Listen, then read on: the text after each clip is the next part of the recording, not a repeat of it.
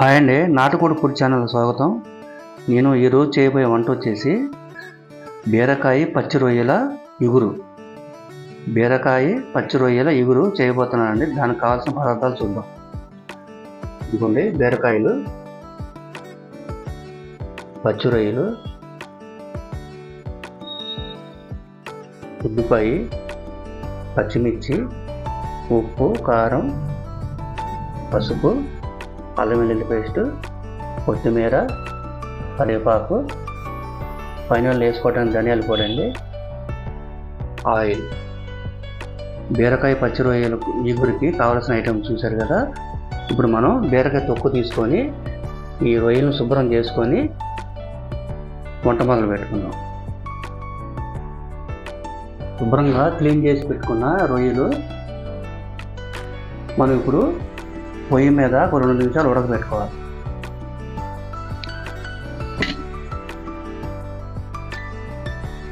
ఈ రొయ్యల్ని ఒక 2 నిమిషాలు మనం ఉడకబెట్టుకుంటే దాంట్లో ఉన్న నీరు మొత్తం వాటర్ రూపంలో బయటకు వస్తుంది. ఒక 2 నిమిషాలు ఉడకబెట్టుకుంది.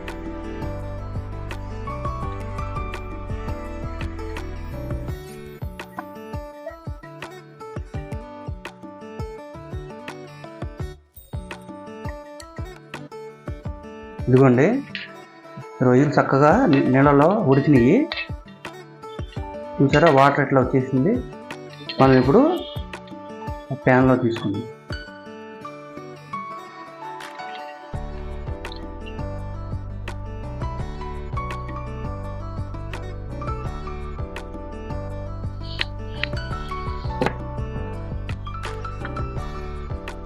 ఇంట్లో మనం కొద్దిగా ఆయిల్ పోసుకొని నూనెలో మనం వేయించుకోవాలి.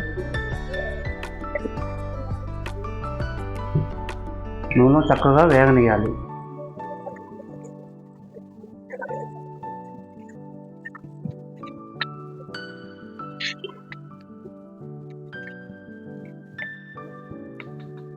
చక్కగా నూనెలో వేగిన తర్వాత ఈ పక్కన పెట్టేసుకొని పచ్చి రొయ్యల కూరకి ఒక గిన్నె పెట్టుకోవాలి.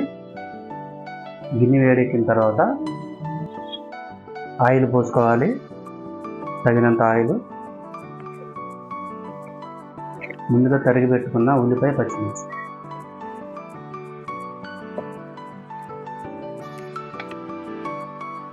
చక్కగా ఉల్లిపాయలని పచ్చిమిర్చిని నూనెలో వేయించుకోవాలి.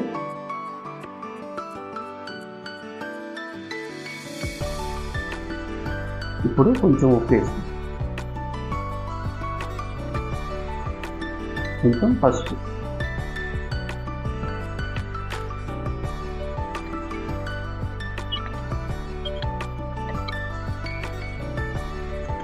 ఉల్లిపాయలు వేగిన తర్వాత అల్లం వెల్లుల్లి పేస్ట్,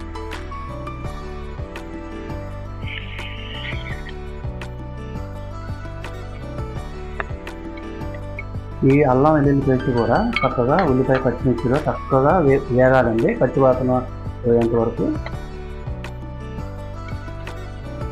ఈ బీరకాయ పచ్చి రొయ్యల కాంబినేషన్ చాలా బాగుంటుందండి. వైట్ రైస్లో ఎక్కువ తింటే వేడివేడి అన్నంలో.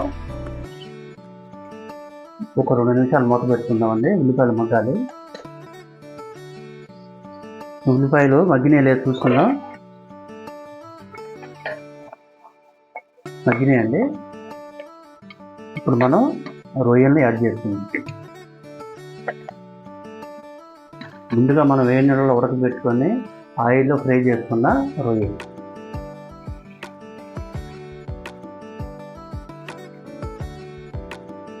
వీటిని చక్కగా ఇట్లా వేయించుకోవాలి.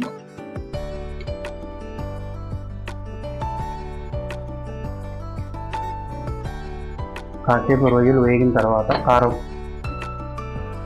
తగినంత కారం వేసుకోవాలి.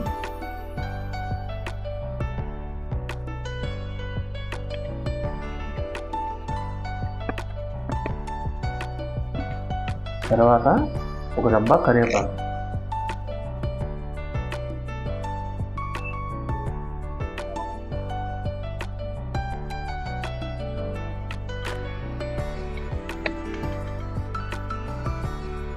ఇప్పుడు ముందుగా తరిగి పెట్టుకున్న బీరకాయ ముక్కలు,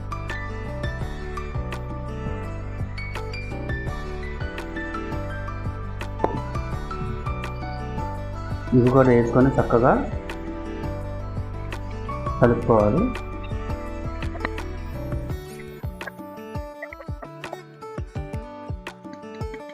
ముందుగా రొయ్యలు వేయించుకోవాలండి. రొయ్యలు వేగిన తర్వాత అప్పుడు బీరకాయ ముక్కలు వేసుకోవాలి. ఎందుకంటే బీరకాయ ముక్కలు మెతకతనం ఎక్కువ ఉంటుంది, ముందుగా వేసేసుకోకూడదు. రొయ్యలు వేగిన తర్వాత ఈ బీరకాయ ముక్కలు వేసుకుంటే కూర చక్కగా అవుతుంది. ఇప్పుడు తగినంత ఉప్పు చూసుకొని వేసుకోండి. రొయ్యలకి ఉప్పు ఎక్కువ పట్టదు, బీరకాయకి రొయ్యలకి ఉప్పు ఎక్కువ పట్టదు, చూసుకొని వేసుకోవాలి.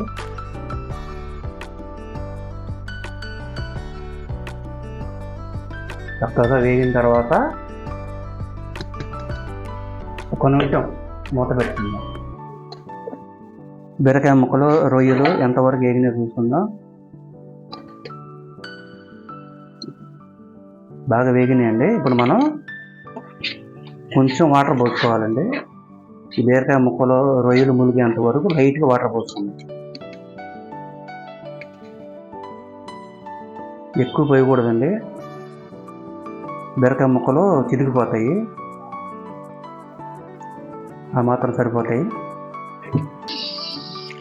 ఇప్పుడు ధనియాల పొడి, దీనికి ఎక్కువగా గరం మసాలాలు కానీ ఏమి వేయకూడదండి, ఓన్లీ ధనియాల పొడి మాత్రమే వేసుకోవాలి.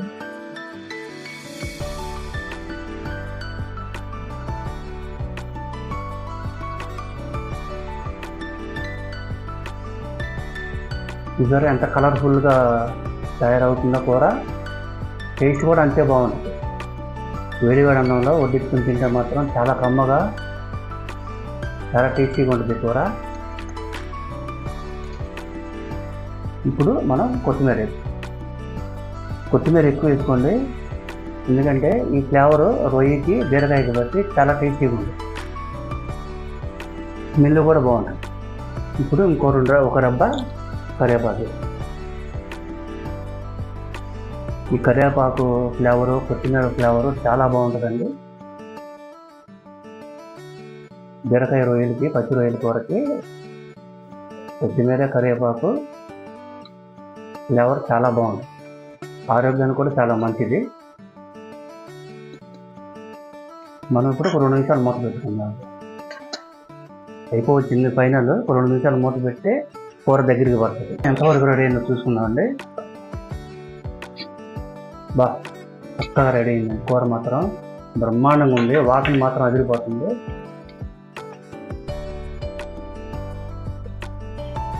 ఇదిగోండి, బీరకాయ పచ్చి రొయ్యలు ఇగురు రెడీ అయిపోయింది.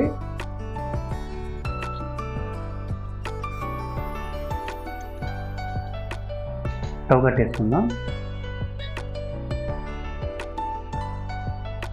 బీరకాయలు పచ్చి రొయ్యలు ఇగురు, బీరకాయ పచ్చి రొయ్యల ఇగురు చూసారా. ఈ వంట కనుక మీకు నచ్చితే లైక్ చేయండి, షేర్ చేయండి, సబ్స్క్రైబ్ చేయండి. ఓకేనా?